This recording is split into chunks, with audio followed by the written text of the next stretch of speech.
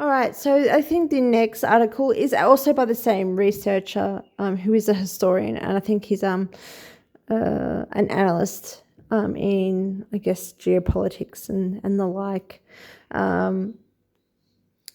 Now he does a really amazing, moving, and really significant and poignant article on the 190-year span of Indian colonization by the British Empire and the famines that started from 1765, ending in 1947, that killed at the very least 60 million people.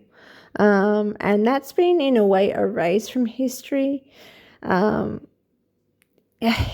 got now films, of Churchill, because Churchill was involved with the last major famine. He was the one who orchestrated it. He also orchestrated communism and everything in Russia. And then obviously the concentration camps in Russia, that would have been, I'm sure, a part of it, because as we now know, that's a British, as I will tell you now, that's a British construct and strategic move. But yeah, it's you can tell I've been overfed with too much information today. And he does this really great article about it and the reasons why it wasn't a natural famine, or any of these famines were not natural, that they were forced. But he also tells us the Wealth of Nations, which was the former UN before World War II, that they actually have proclaimed this and professed that famine is a tool, a forced tool by violence and by the government to be able to effectively control people and the public, which is just horrifying. It's just indescribably inhumane. If you're thinking about, we think about the Nazi camps, and we think about the terrors that unfolded there and the experimentations. That was all done before, and yet that seems to be the origins of that, and that it was Hitler, and that Hitler was just purely evil and came from a really fucked up childhood, and he had to vent somewhere and unleash his narcissistic needs for vengeance, when really it was actually just a whole rinse and repeat of things that had been done for many years upon years, monarchs upon monarchs, under the British Empire. So this stuff is quite important to know, that the Wealth of Nations had asserted that famine has never arisen from any other cause but the violence of government attempting by improper means to remedy the inconvenience of dearth. So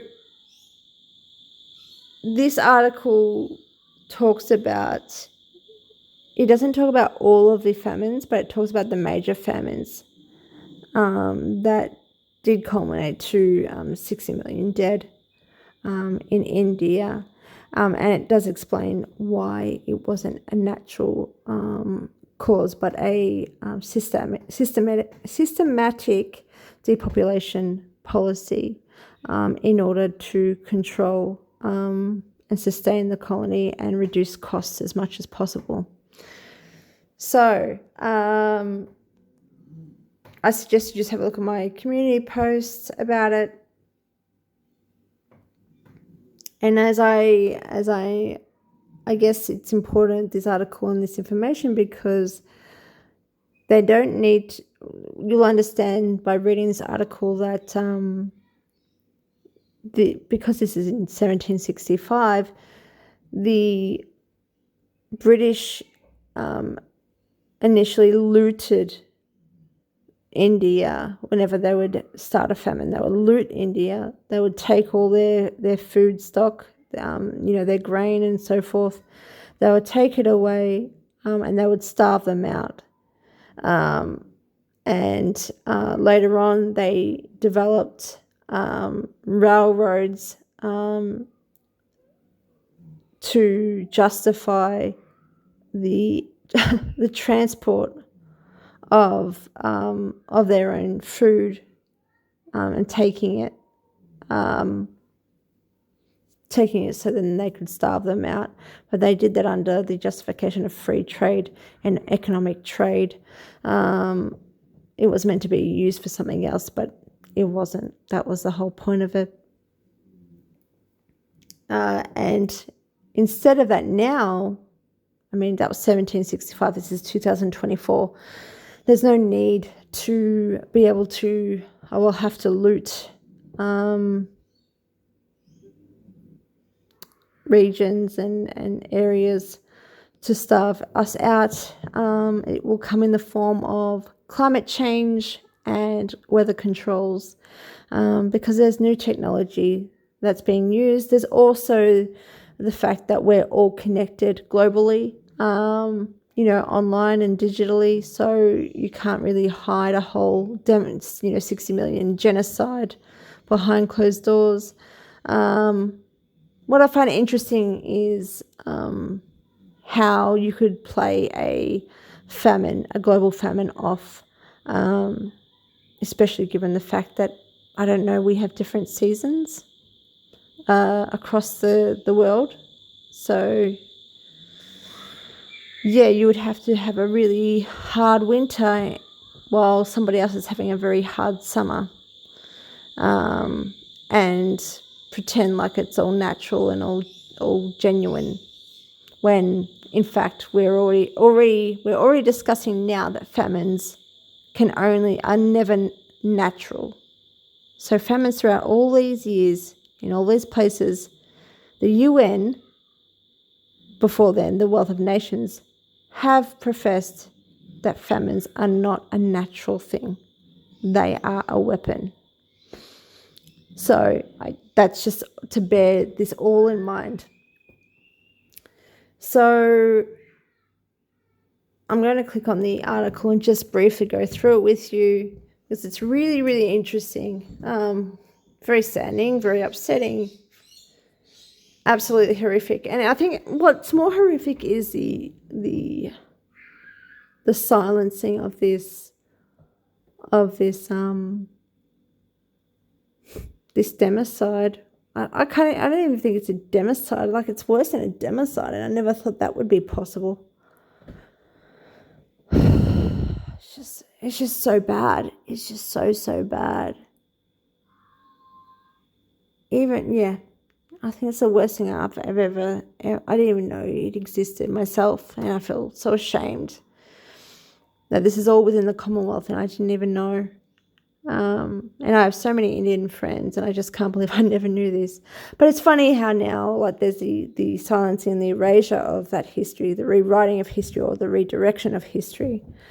6 million Jews were the worst thing that ever happened in our history, the most evil thing that's happened in our history, when it hasn't been.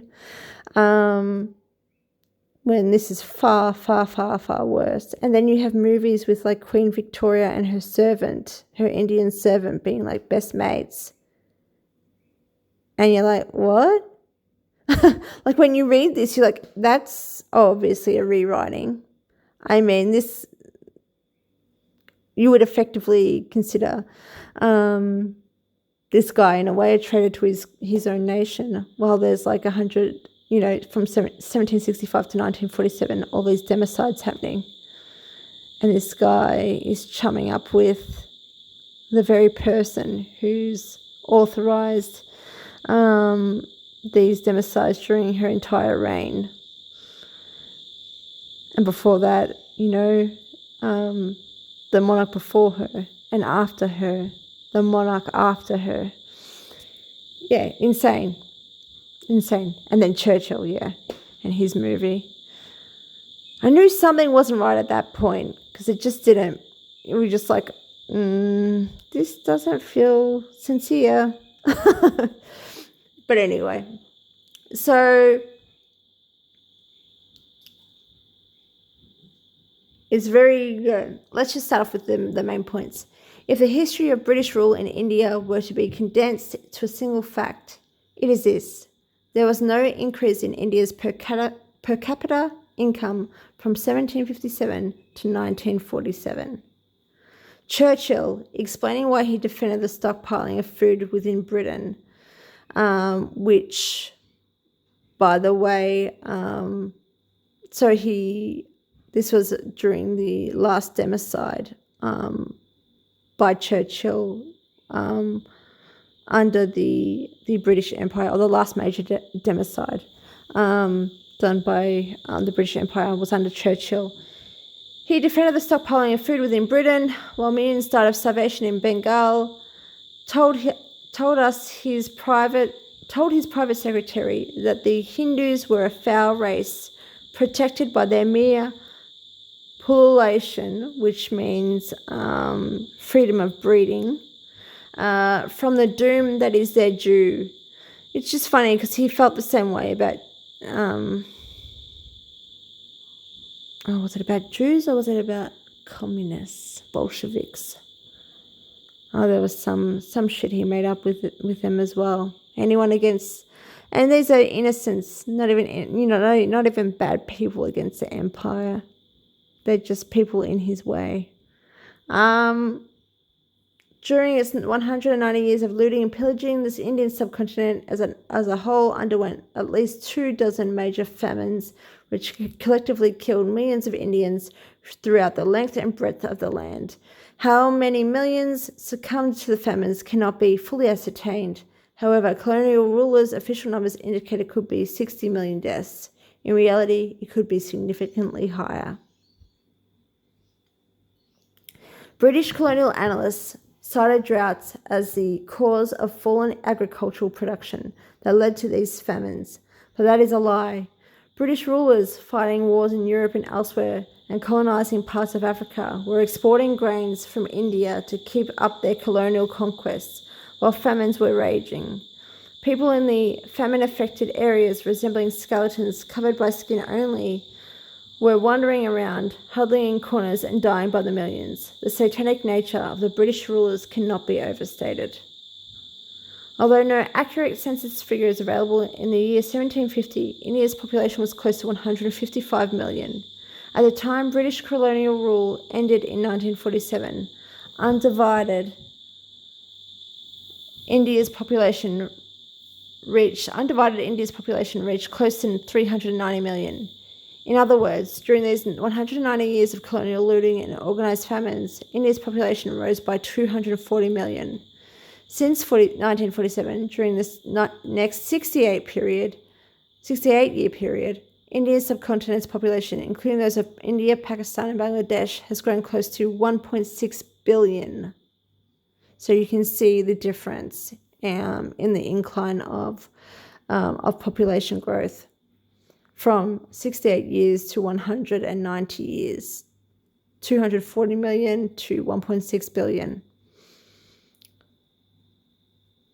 Thus, despite poverty and economic depravity in the post-independence Indian subcontinent, during those 68 years, population has grown by almost 1.2 billion.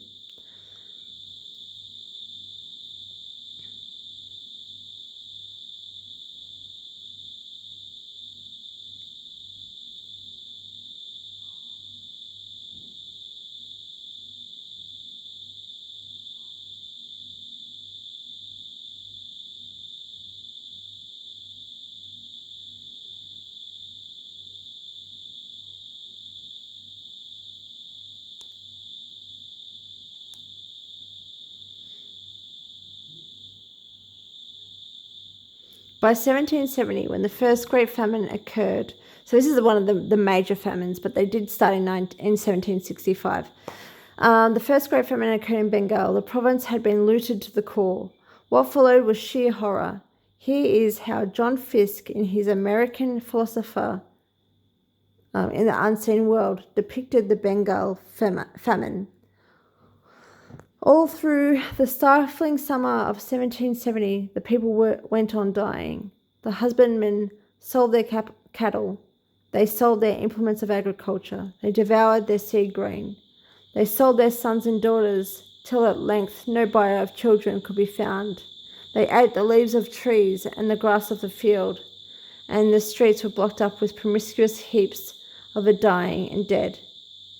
Interment could not do his work quick enough. Even the dogs and jackals, the public scavengers of the East, became unable to accomplish their revolting work, and the multitude of mangled and festering corpses at length threatened the existence of the citizens. Bengal, then as now, harvested 3 crops a year. It is located in the delta of the Gangetic plain, where water is more than plentiful. Even if drought occurs, it does not destroy all 3 crops. Moreover, as was prevalent during the Mughal days and in earlier time, the surplus grain was stored to tide the population over if there were 1 or 2 bad crops.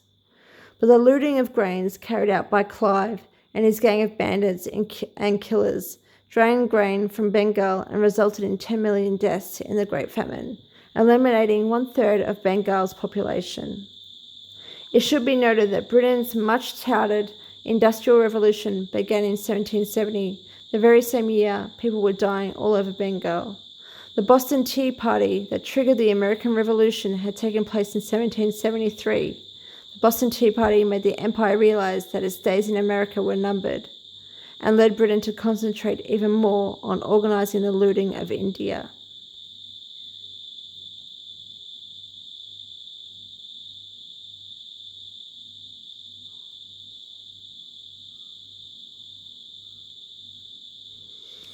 Famines were a way to depopulate the colonies. If these famines had not occurred, India's population would have reached 1 billion people long before the 20th century arrived. That the British Empire saw was a disaster, or is saw as a disaster. To begin with, a larger Indian population would mean larger consumption by the locals and deprive the British Raj to a greater amount of loot. The logical way to deal with the problem was to develop India's agricultural infrastructure, but that would not only force Britain to spend more money to run its colonial and bestial empire, it would also develop a healthy population which could rise up to get rid of the abomination called the British Raj. Healthy population, guys. Our water, our air, the nutrients in our food, the move towards plant-based. These massive famines also succeeded in weakening the social structure and backbone of the Indians, making rebellions against the colonial forces less likely. In order to perpetuate famines and thus depopulate the heathen and dark Indians. And how will we perpetuate famines? With climate change. Do you think that's a possibility? They propped up the fraudster Parson Thomas Malthus. So Malthusian. Sorry, I don't know how to pronounce his last name without saying Malthusian. But that's eugenics, right? Propped up the fraudster Parson Thomas Malthus and promoted his non-scientific gobbledygook, the Essay on Population. There he claimed this natural inequality of the 2 powers of population and of production in the earth, and that great law of our nature, which must constantly keep the effects equal. Oh, Jesus Christ, more word salad. Form the great difficulty that to me appears insurmountable in the way to the perfectibility of society. All other arguments are of slight and subordinate consideration in comparison of this. Pretty much, the British Empire wants to control its colonies, and at minimal cost. I see no way by which man can escape from the weight of this law. Of course man, but not you, of course. Godlike creature, elitist, aristocrat, sir, dame, like Dame Ardern. I mean, they're all the same. Can escape from the weight of this law which pervades all animated nature. Although Malthus was ordained in the Anglican Church, British Empire made him a paid economist of the British East India Company, which, with the charter from Queen Elizabeth I under its belt, monopolised trade in Asia, colonising vast tracts of the continent using its well-armed militia, fighting under the English flag of St. George. Well done. Malthus was picked up at the Haileybury an Imperial Service College, which was also the recruiting ground of some of the worst colonial criminals.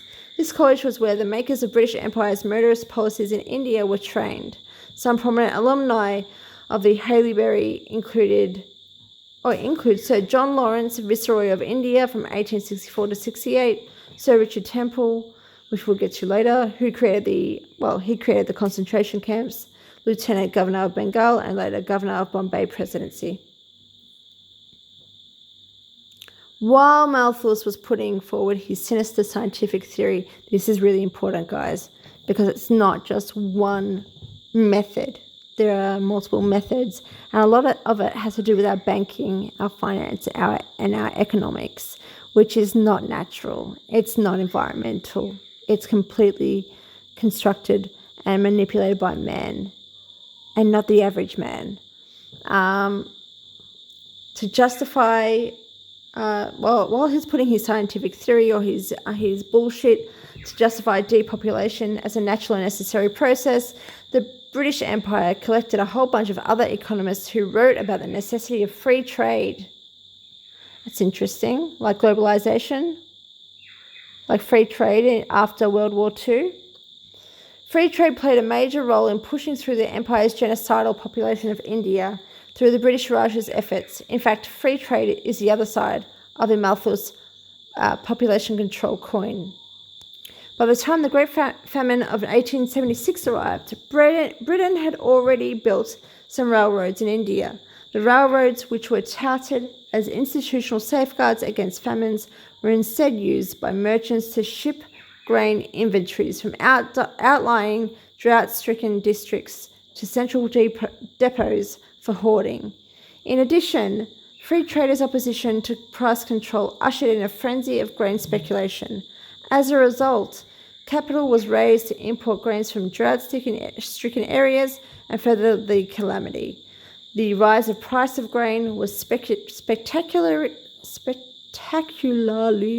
rapid, and grain was taken from where it was most needed to be stored in warehouses until the prices rose even higher. The British Raj knew or should have known, and if the British rulers did not openly encourage this process, they were fully aware of it, and they were perfectly comfortable in promoting free trade at the expense of millions of lives. This is how Mike Davis described what happened. Just before we continue, it's just so interesting that they were doing something so controlling, so strong for so long in India. And then they've got Egypt happening, and they've got all these things happening. Israel. This is how big the British Empire, at that time was. It's phenomenal, to be honest with you. Now, the rise of prices was so extraordinary. It just so reminds me of today, doesn't it? The rise of prices was so extraordinary, and the available supply, as compared with well-known requirements, so scanty that merchants and dealers, hopeful of enormous future gains, appeared determined to hold their stocks for some indefinite time and not to part with the article, which was becoming of such unwanted value. It was apparent to the government that facilities for moving grain by the rail were rapidly raising prices everywhere, and that the activity of apparent importation and railway transit did not indicate any addition to the food stocks of the presidency. Retail trade up country was almost at a standstill. Either prices were asked which were beyond the means of the multitude to pay, or shops remained entirely closed. At the time, Lord Lytton, a favourite poet of Queen Victoria, who is known as a butcher to many Indians, was the viceroy. He wholeheartedly opposed all efforts to stockpile grain to feed the famine-stricken population, because that would interfere with market forces. In the autumn of 1876, while the monsoon crop was withering in the fields of southern India, Lyddon was absorbed in organizing the immense imperial assemblage in Delhi to proclaim Victoria Empress of India. And that happened up until George as emperor.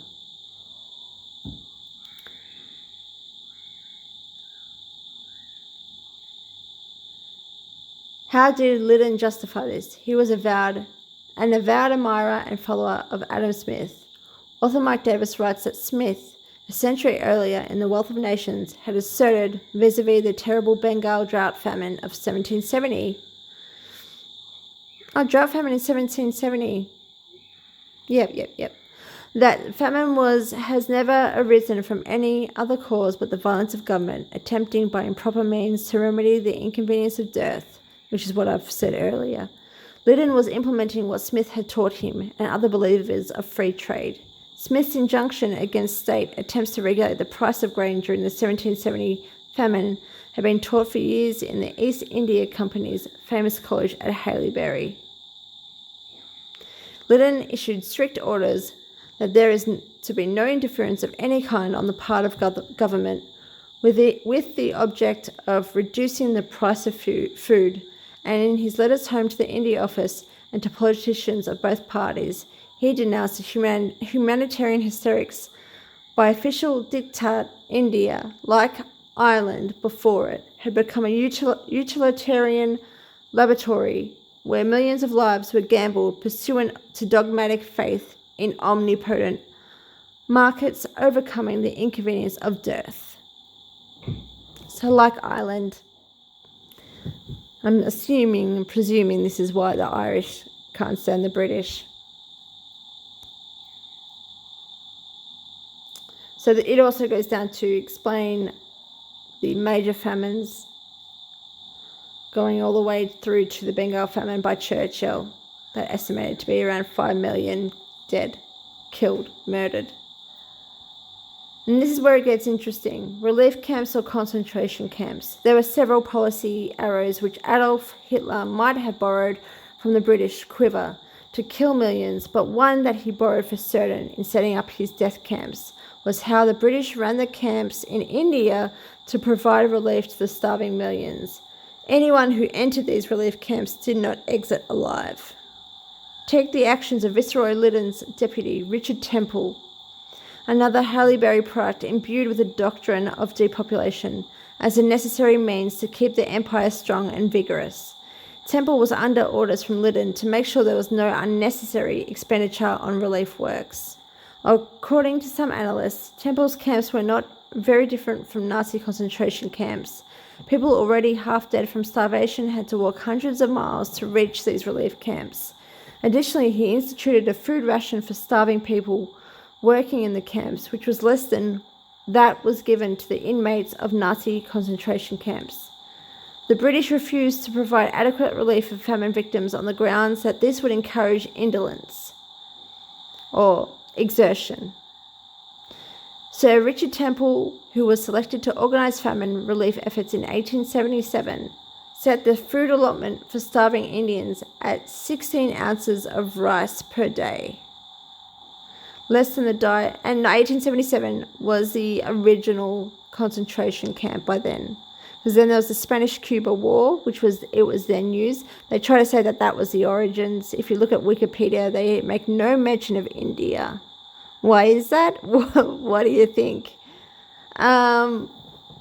Less than the diet for inmates at the Buchenwald concentration camp for the Jews in Hitler's Germany. British disinclination to respond with urgency and vigour to food deficits resulted in a succession of about 24 appalling famines during the British occupation of India. These swept away tens of millions of people. The frequency of famine showed a disconcerting increase in the 19th century. It was deliberate then, and it's deliberate now. So there you go. I haven't read the full article. I have read a lot because it's really important to kind of get this out there for you to understand how history may be repeating itself.